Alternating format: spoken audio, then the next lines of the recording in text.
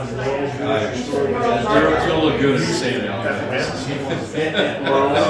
Rural marketing. Thanks. Yeah, I was gonna do this for phone. Boy, whining eyes was like, we got fat And actually, he was driving That was a bee. or city away, right? Until Sweet. So, Was he buying girls beer at Rural Market? I'm not saying he wasn't, I'm not sure. I'm not sure. I did say legally. I go out the back door. I don't remember. I mean, it was, Yeah, but it we wasn't didn't. big enough to, There wasn't. But I thought we were I driving guess if you until were Sweet. buying those, you could just talk to the coolers. We'll bring this meeting to order. If you'll please stand for the Pledge of Allegiance. Good luck with that. I pledge Allegiance to the flag of the United States of America and to the republic for which it stands, one nation, under God, indivisible, with liberty and justice for all. Thank you, and please be seated. Welcome to our city council meeting this evening. And Roxy, do we have anyone signed up for public input? Thank you. Great. Any amendments to the agenda? Yes, need to add item number H. It would be titled Tyler Meter Reader Interface to work with the Did you say Tyler Meter Reader? Tyler Meter Reader Interface. And the information regarding that was distributed in front of you. It's to work with the AMI system. So that'd be item number H on our new business.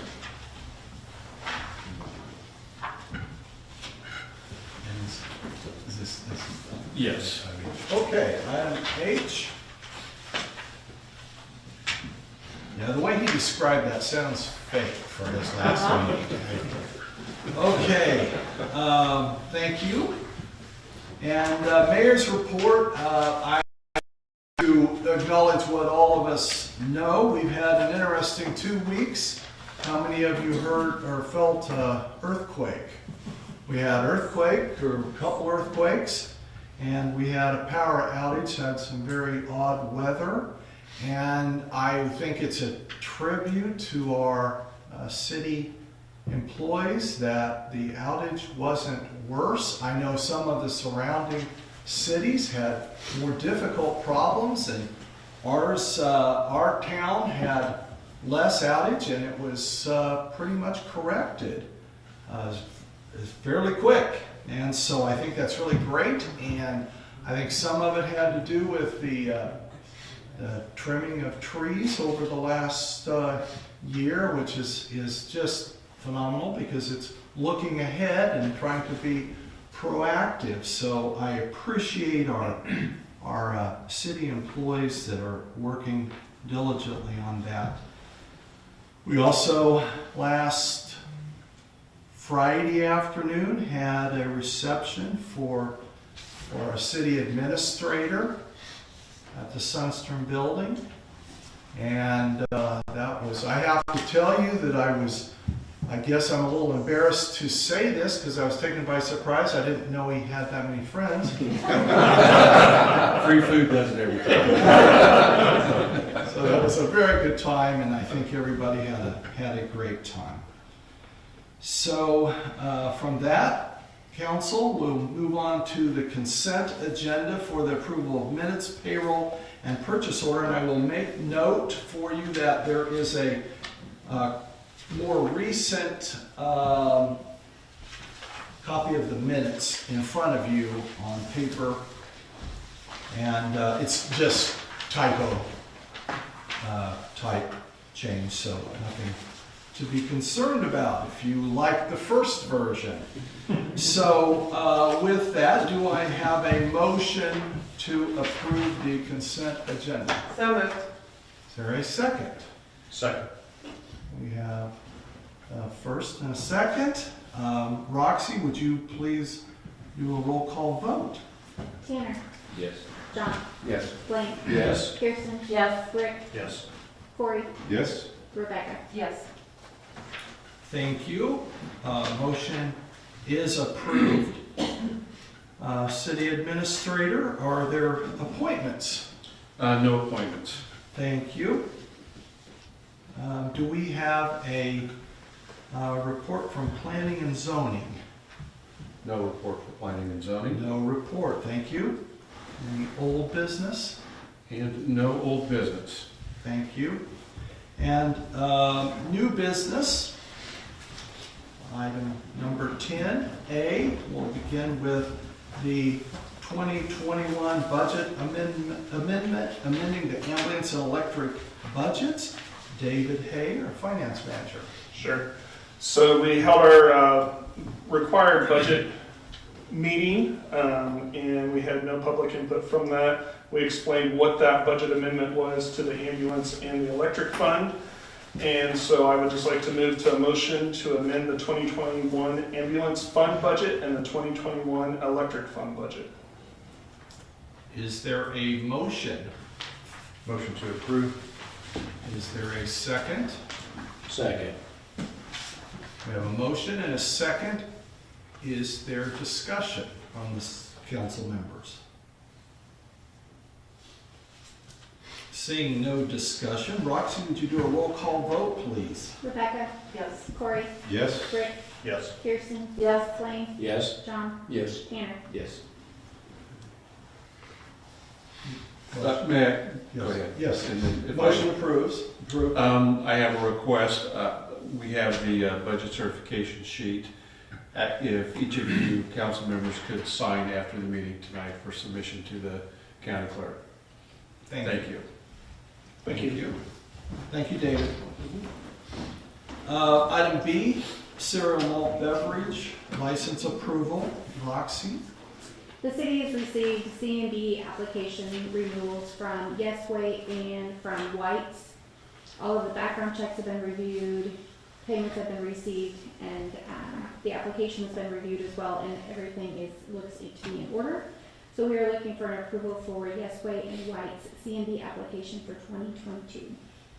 Roxy, how long does the approval take, or the background? And I guess that's maybe on the first application. It actually, we have switched the process this year and we use KPI, and they give us 48, they say 24 to 48 hours, but we've been getting them usually in less than 8 hours. So it's been pretty quickly recently. Thank you, Roxy. Any questions? Motion to approve. We have a motion to approve. Is there a second? Second. We have a motion and a second. Any discussion among council members? Corey? Just a quick question. I noticed we required, or they asked for a drawing of the premises, and I see that in one of the applications, but not on the other. Is that a requirement for us to approve this? I will follow up. Which one? Looks like Yesway's does Yesway. not have a.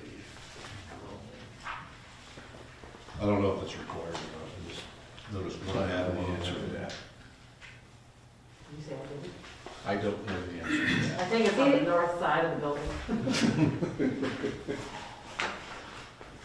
It is, they've sent in 3 different applications, and it is in their first one. Okay. Not that that would really change my vote. There were several questions with theirs, and so they've submitted it 3 different times. So it wasn't their first.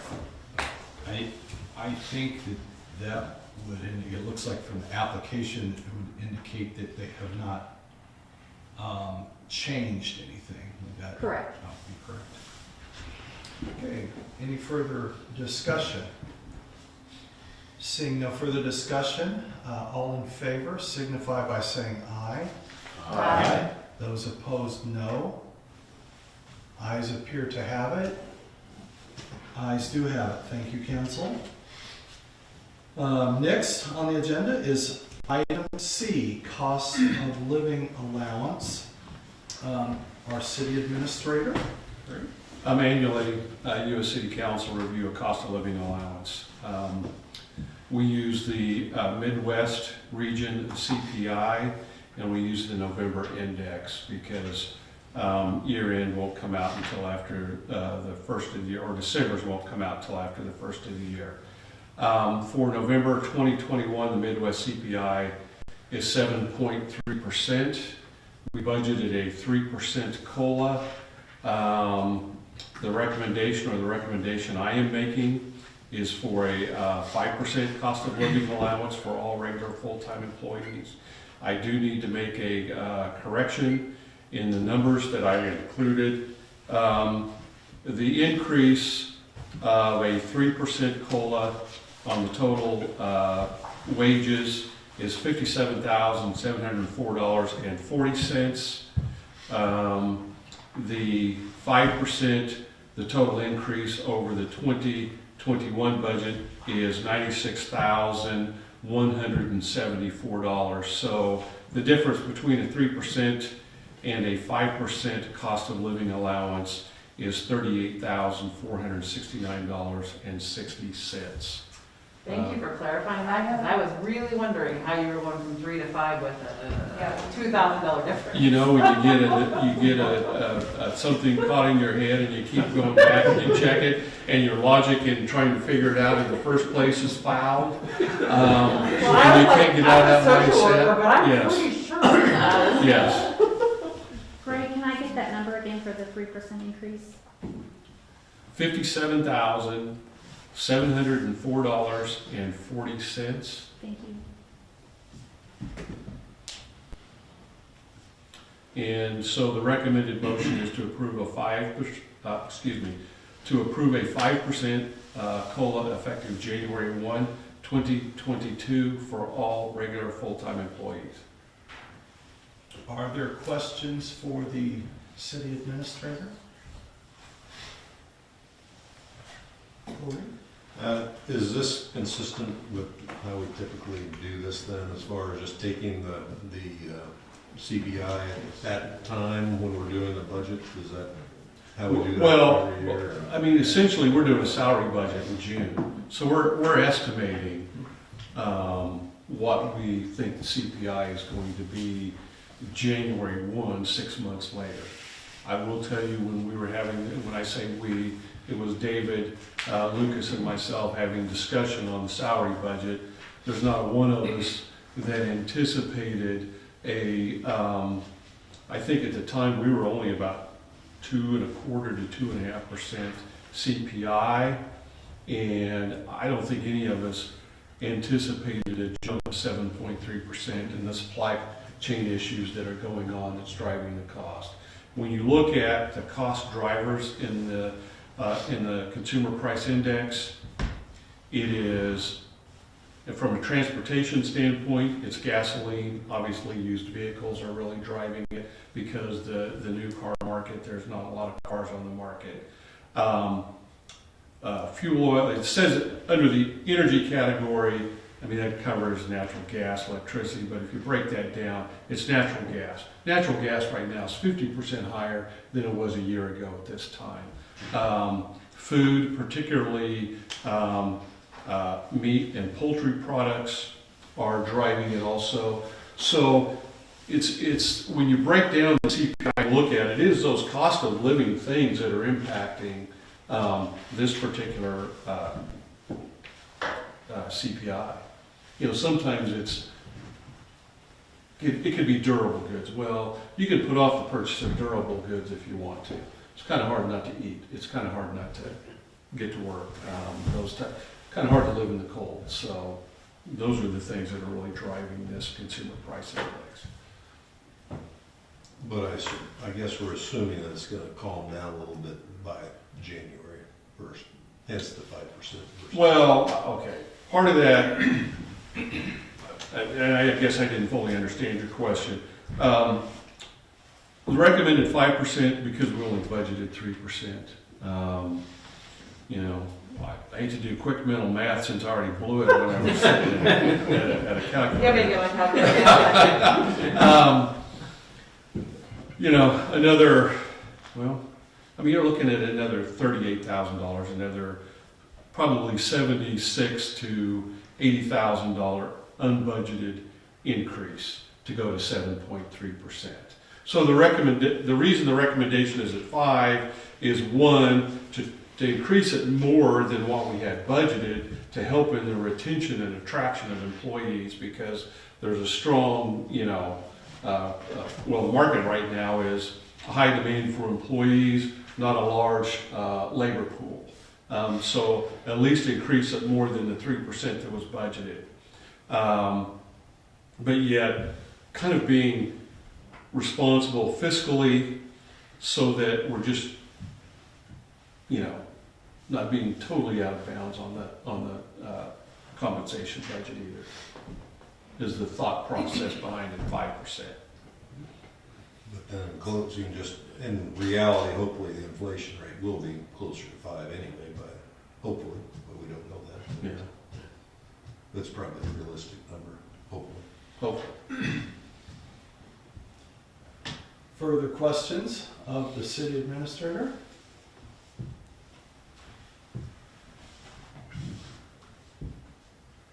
Okay, seeing no questions, is there a motion?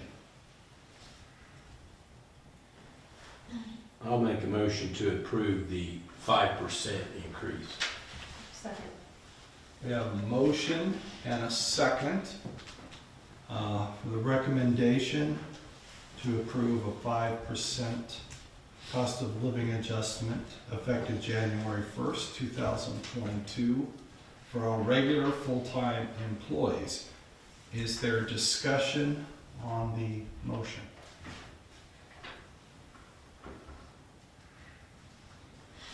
Seeing no further discussion, Roxy, would you please do a roll call? Rick, Yes. Kirsten, Yes. Blaine, Yes? John, Yes. Tanner, Yes. Corey, Yes? Rebecca. Yes.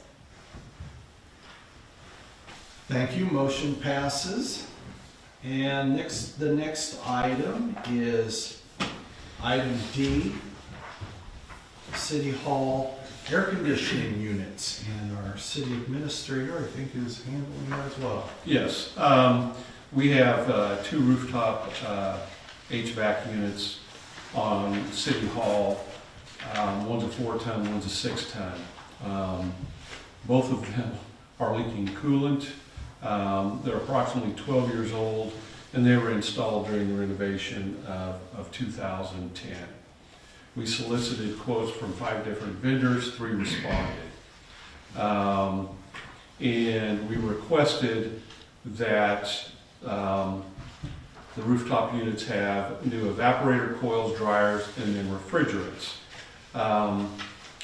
We received a quote from Passenger Heating and Air to do that in the amount of $6,950. For Comfort Heating and Air, the quote was $19,136.55. And Calabrese Heating and Cooling did not provide a quote for repair work, only for replacing the rooftop units. The other 2 firms did not provide any quote at all. Since we had a quote from Calabrese for replacing the units, we went to Comfort Heating and Air, and then also Passenger, asking for a quote to replace the rooftop units. You have in front of you distributed this evening the quote from Passenger in the amount of $20,333 to replace the units. Comfort Heating and Air, $22,325, and then from Calabrese, the $22,900.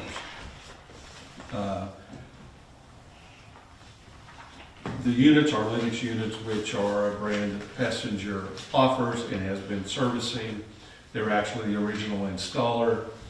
The 2 other firms were the ones that were recommending that the units be replaced, that they would only have an additional life of 2 years.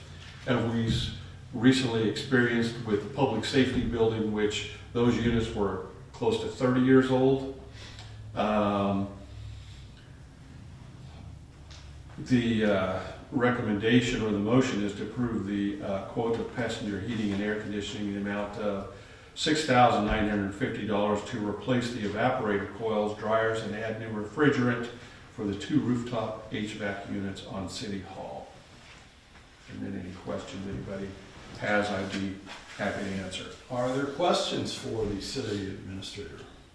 So Greg, you said that Pessinger has been servicing these Yes. units, and they're the ones that diagnosed the leak of coolant and Correct. so on.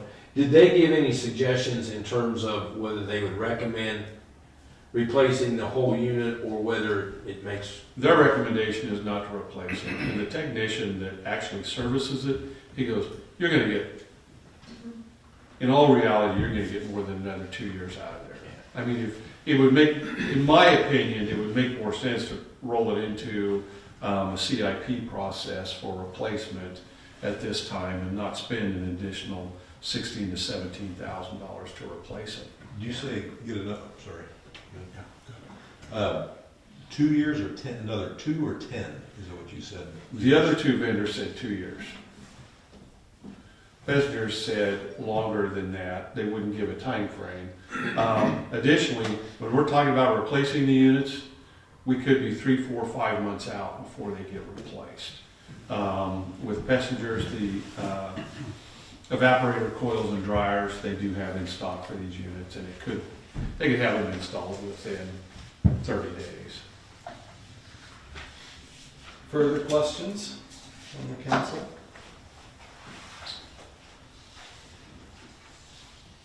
Seeing no further questions, is there a motion from the council? So moved. Second. We have a motion and a second to approve the quote of passenger heating and air conditioning in the amount of $6,950. Is there any further discussion? Seeing no discussion, Roxy, would you please do a roll call vote? Blaine, Yes. John, Yes. Rebecca, Yes. Corey, Yes? Rick, Yes. Kirsten. Yes. Motion passes. Thank you, council. Item E, City Hall sound remediation, and we will call on David Hay, our finance manager.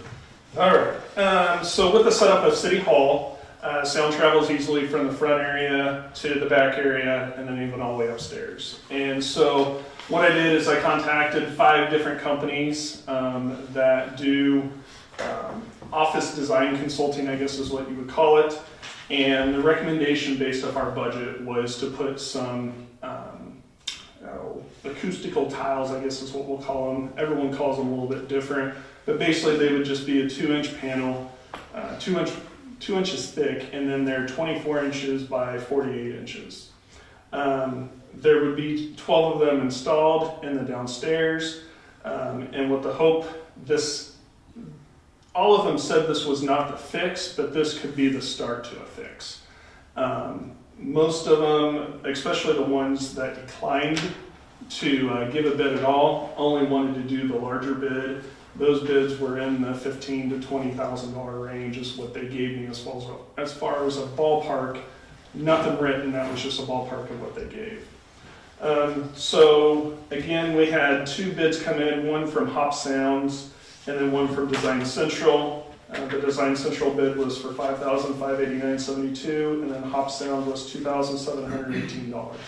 That is installed, and also obviously ordering the panels.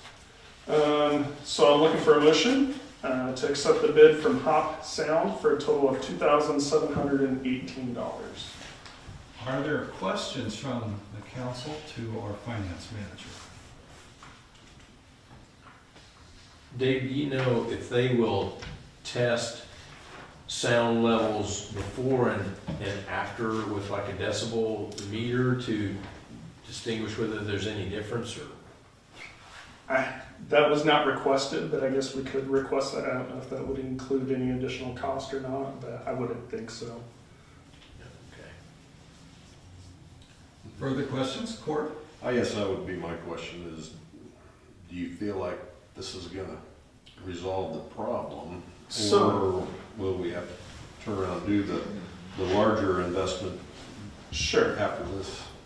I think it's going to help because if you've been downstairs in the back office area, there's a lot of hard surfaces. You've got the hard wood ceiling, and then in the front you've got the sheetrock ceiling, and then you've got the tile. What really has added to this issue, honestly, is the panels that we have installed in the front area. Because of the coronavirus and what we will continue to do. But sound continues to bounce off of that, unfortunately, again, because it's a hard surface. Do I think it's a fix-all? No, but I think based off the budget, I think it's a start. And so would we have to do more? Potentially we would. But to start with, based off what was in CIP, we had $3,000 budgeted, and so that's what we stuck with based off, we didn't want to go over on budget, especially for administration that's tax supported. And so based off that, I guess I don't know if that answers your question or not, Corey, but yes, there could be further down the road, but I do feel like this is going to help because not only is it going to have the surface, but they are going to offset it off the ceiling. Some were offsetting at 40 inches, others were only offsetting at about 6 inches. And again, that offset also helps with the sound remediation. So I have a basic question here. So is this a confidentiality issue, or is it their workspace is interrupted, or what is the issue with sound? So some of it is confidentiality. I have no ceiling in my office, and so anything I say, if someone's out front, they could easily hear what I'm saying. It also comes back though to the utility billing clerk and also the court clerk trying to have a conversation with someone that's come in. We've got the copier running behind them, the sound's bouncing off, someone else is on the phone, someone else may be having a conversation. So the hope is that it will help deaden that to where that sound does not travel as far. And Greg's even said that he can hear the front door close and open in his office all the way upstairs. Further questions? David? Thank you, David. Council, is there a motion? Motion to accept the bid from Hops Sound for a total of $2,718. Is there a second? Second. We have a motion and a second to accept the bid from Hops Sound. Any further discussion? Seeing no discussion, Roxy, would you please do a roll call vote? John, Yes. Blaine, Yes. Kirsten, Yes? Rick, Yes. Corey, Yes. Rebecca, Yes. Tanner. Yes. Thank you. Thank you. Motion is approved. And I see that our finance manager is staying right where he's at. Item F, the CBK agreement, which is an agreement regarding collection of utility bills, I believe. So, David? Correct. So in 2014, a contract was signed with CBK to handle all of our collections for our court. The court has had relatively good luck with those that do not live or remain in Kansas. So we're looking at the people that are in and out of town, mostly college students. And the only way that currently that we do any type of collection for the utility side is through debt set-off, which is through the state of Kansas. The only way that we collect from that, one, we are in line with other people, so whoever puts into debt set-off first gets their money first. So if there's other entities that have the ability to be able to report debts to debt set-off, we're in whatever line whenever we get that reported. The only two ways is they either file a state tax return or they go to one of our local casinos and win. So other than that, we do not have the ability currently to be able to recover funds. So Chad with CBK contacted us about including utilities in our also. Currently, we do pay a 19% fee to the state. So whatever money is received, they take their portion, and then we receive that on a bi-monthly basis. CBK does have a 30% fee, but what it would do is, one, it would give us the ability to be able to have other avenues of being able to collect. So again, the college students, the people that move in and out of town pretty quickly that are in rentals and things like that, that don't file their state income tax because they're part of another state or whatever it may be, we'll have this additional ability to be able to try to recover some of our losses for that. The other thing that it will do is that CDK will take care of submitting everything to the debt set-off program. All we will have to do is provide them with a spreadsheet of what bad debt we have and what we want to start to collect on, which will have all the information that we have in order to try to contact that person and collect that debt. Again, we will not pay the 30 and the 19%. They will eat their 19, and again, we'll just pay CDK the 30%. So what I'm looking for is a motion to authorize the signing of the CDK contract by the city administrator to enter into a contract to allow CDK to provide collection services for the city of Lindsborg utilities and also to continue with court. Are there questions for the finance manager? Corey? Roughly speaking, how much bad debt are we carrying right now? Is it a significant problem or just a... Well, I'm glad you asked. So we did look at that. So total right now in our bad debt portfolio, we have about $95,000. In 2020, we had about $11,000, which was 0.3% of our revenue. So speaking, do we have an issue? No, we don't. We really don't have an issue as far as with bad debt. We're very lucky in that aspect. But again, this would allow us to continue to seek further collections on people, specifically, again, the college students that aren't paying their bills. Thank you. Further questions for David? Yeah, can you explain, okay, we currently pay a 30% fee, but we also collect 50% of the interest they collect on any collections.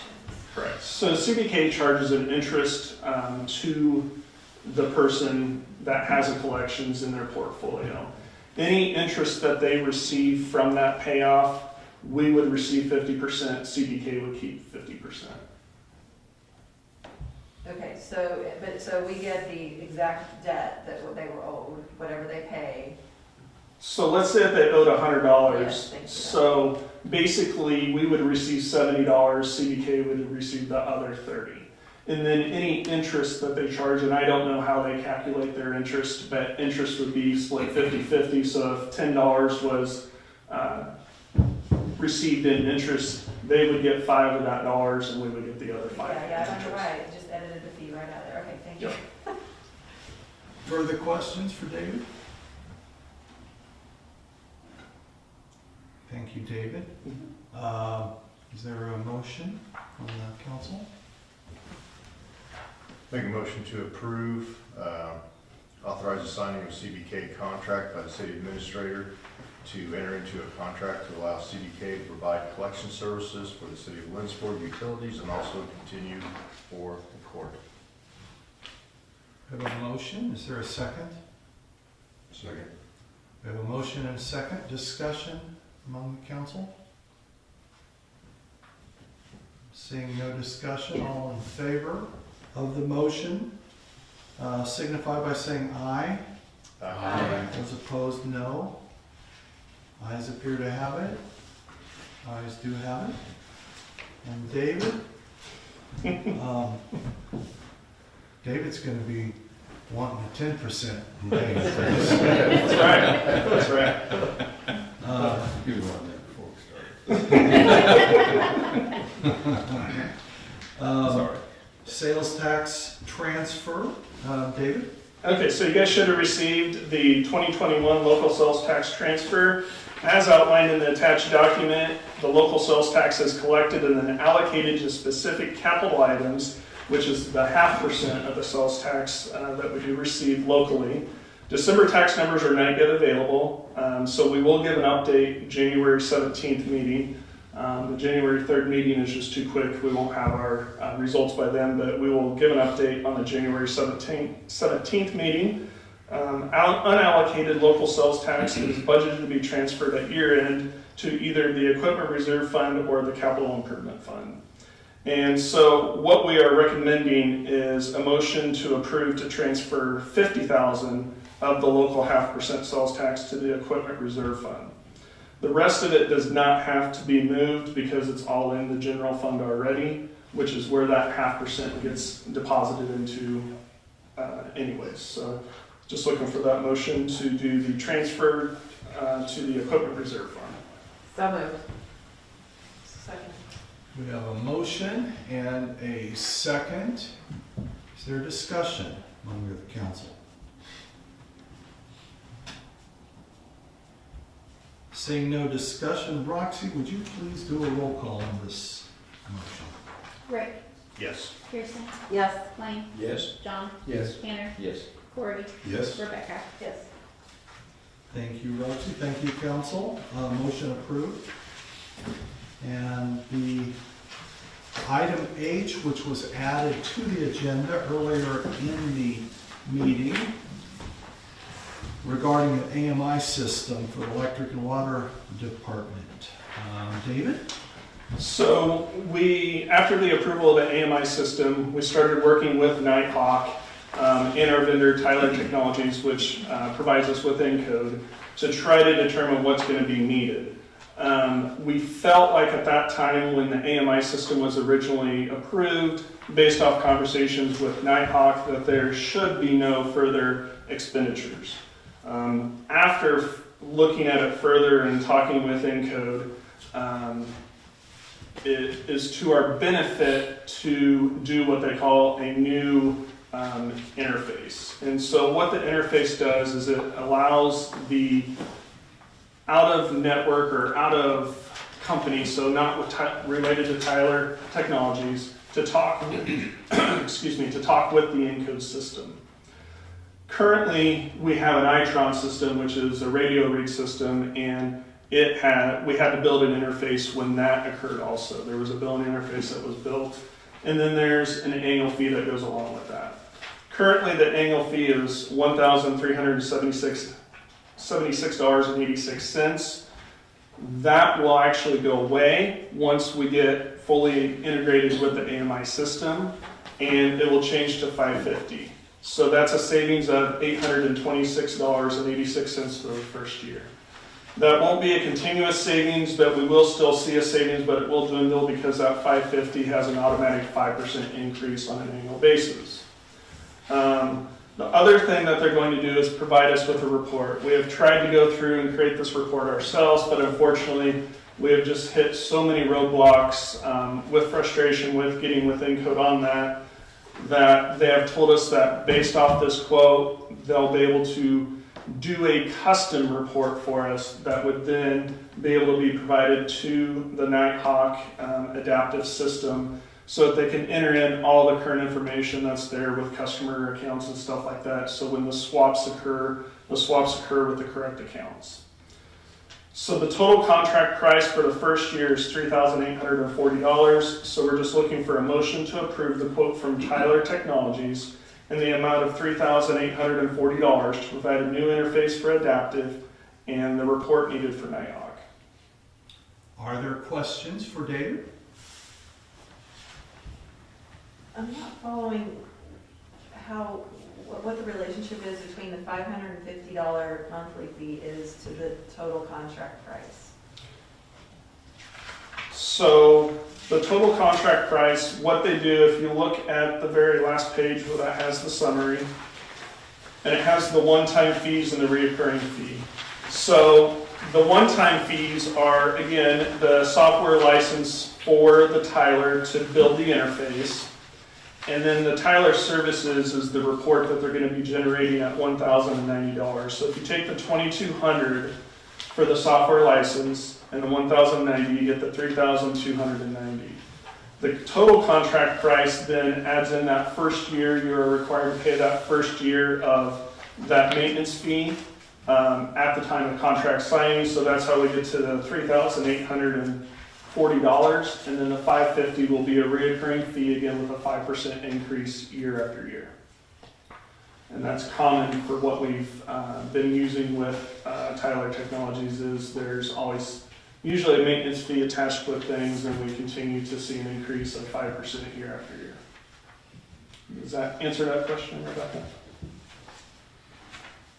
No, not really, but I'll look at it longer, I guess.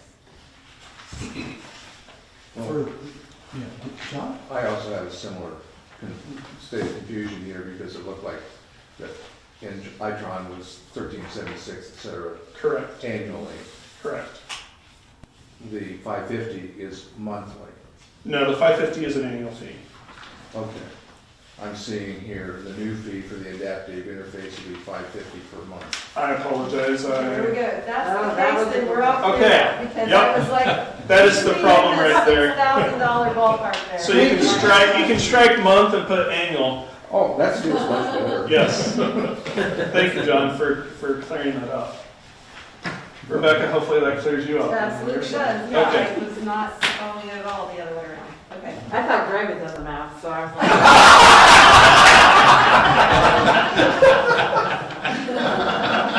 I'll take this one. Any further questions for David? Seeing no further questions, is there a motion to approve the quote from Tyler Technologies? So moved. Second. We have a motion and a second. Is there any discussion? Seeing no discussion, Roxy, would you do a roll call vote, please? Corey, Yes? Rebecca, Yes. Tanner, Yes. John, Yes. Wayne, Yes. Kirsten, Yes. Rick. Yes. Motion approved, thank you. Thank you, guys. Thank you, David. Mr. Administrator, do we need an executive session this evening? No executive session. I would make note that in front of you is a booklet with legislative priorities 2022 for your use. And I also would note that our new city administrator is sitting out in the audience, Christy Northcutt. Thank you, Christy, for being here this evening. Thank you. And I think she starts Wednesday morning.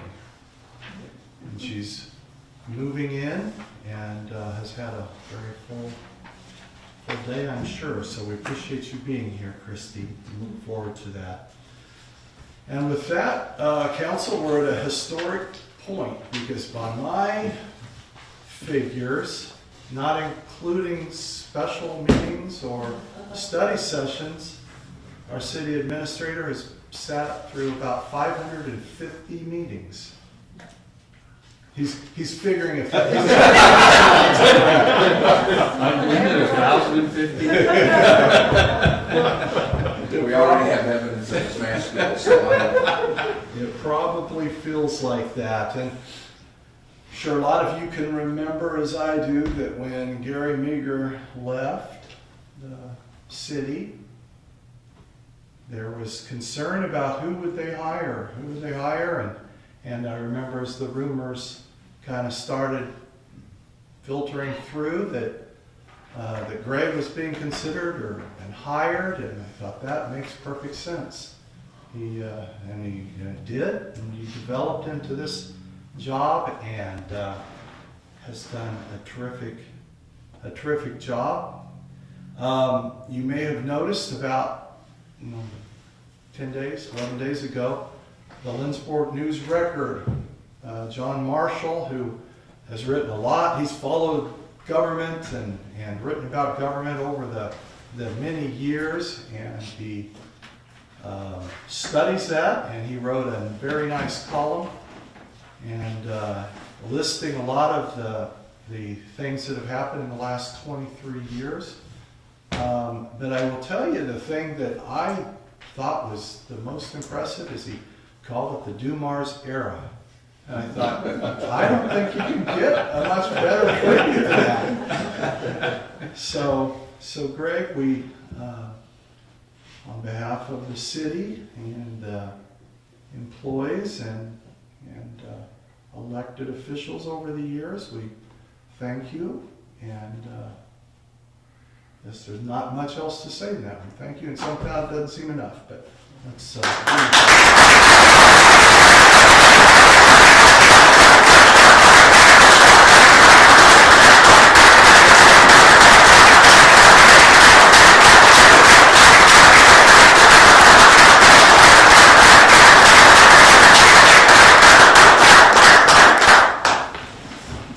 Speech?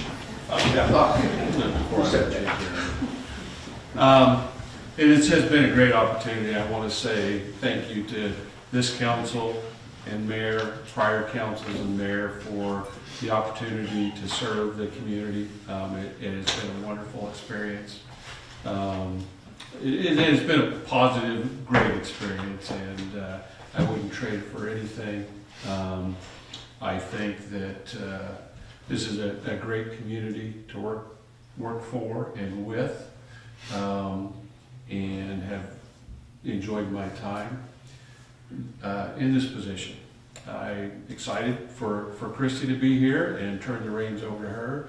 Confident she's going to do a fantastic job and keep things moving forward, and probably better than it has been for the last 23 years. So again, thank you very much. Thank you, Greg. Okay, so with that, Mr. Administrator, I think we are ready for a motion to adjourn. So moved. I'll second. A motion and a second to adjourn. All in favor signify by saying aye. Aye. Opposed, no. We are adjourned from this historic meeting.